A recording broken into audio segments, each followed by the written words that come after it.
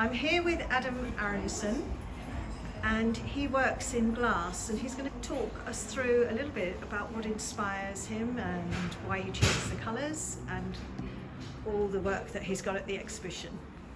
So, hello Adam. Hello Julia, it's very nice to meet you, and thank you for your interest in my work. You mentioned that you particularly were fascinated by this body of work. This is a series of work that I actually started developing in 2007, and it's inspired by Impressionist landscape, particularly Turner, Whistler, and Monet. And I developed a technique that I call the late colouring technique to create the effects on this. So all the colour on here is actually powdered glass that's melted onto the surface of the piece when it's completely blown up to full size and still hot on the iron.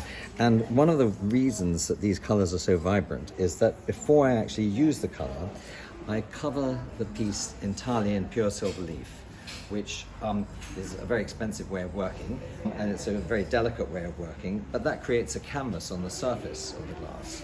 And then while the glass is really, really hot, it's on the end of the blowpipe, and I'm rolling it on a steel table to pick up the color and create the effects. Then I'm reheating it to melt the colors into the surface. And there is a cross between a random and a very precise aspect to this, because in a piece like this, I'm only using blues and whites, and a little bit of black and purple, and so I know what colors I'm going to get. What I don't know is exactly where I'm going to get a particular color, and part of that is the process that I work with in almost all my work, which is to have a random element, which means I cannot repeat a piece exactly. I tend to think of myself very much more as a painter than a glassmaker. The thing is that most glassmakers say that, I suppose, but I'm really much more interested in the color effects that I'm getting than having a glassy effect. So some people look at this work and see a clay background, and I did actually have a clay background. I've actually just been to the 92nd birthday of Gordon Baldwin, who's one of the top potters in the country and who was my teacher. And so I started with clay, and this looks much more like clay than glass, but it's also a little bit like enameling, and the method is also like monoprinting. So yes, we've had a few people actually wondering if they were ceramics, but once you look inside. Well, the thing about this process is that it takes it beyond what you can do with clay, because it creates transparency, and quite often what you're seeing is both the surface of the glass, but without realizing it, you're actually seeing through the surface, and you're seeing the texture on the other side. So but it's a very, very subtle contrast. And as I say, you can't achieve this effect just with clay. No, people have been absolutely fascinated with those. Look at that. Stunning. So by contrast, this body of work, which is much more recent, is, I suppose, in painting terms, it's more abstract, it's expressionist. And I'm building up layers of colour, several layers before I cover it with clear glass and then blow the piece. So here particularly, you've got very, very painterly structures in the glass, and this is one of my favourite pieces.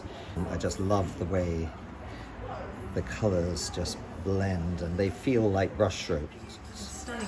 This is reminiscent of trading beads that you can buy. Well, I saw trading beads in Sudan. Oh yes. But they came from the trading beads from, I assume, Venice. Yep. In the old days, where they have layer. They were made layer. Exactly. They were made in Venice, and they took them to all over the world, as you say, to trade.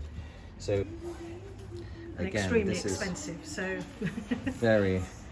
It's a long process. Absolutely gorgeous. And all these pieces have titles. I signed the title on the base. So this one is called Rolling Meadows.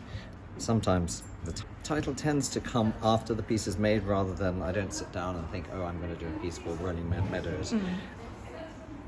And again, this color method is a color technique that all glassmakers could use, but don't. I've just refined the method of actually building up layers and layers.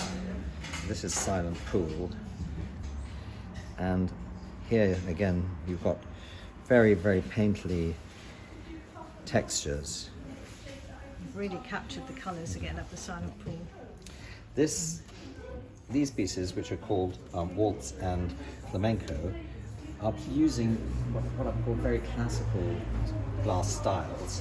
There's a very famous glass artist called Del Chihuly, who first came to know with wavy rim pieces, and he's very, very good on wavy rims. I mean, he's well famous, and most of my life I've steered clear of making things with wavy rims because I didn't want people to think, oh, it looks like a Chihuly. But the thing is, actually, a Chihuly looks like a Venetian piece of glass or a Victorian piece of glass, because people have been making wavy rims long before Chihuly came on the scene. And so in the last year or so I've been making these pieces. This is called waltz because it looks like the sort of dress that somebody would wear in a waltz. And again, this way around, this looks like the sort of dress somebody would wear dancing flamenco. It's got a lot of movement. Exactly. And so they're quite fun pieces to make. And then this is one of my rainbow series.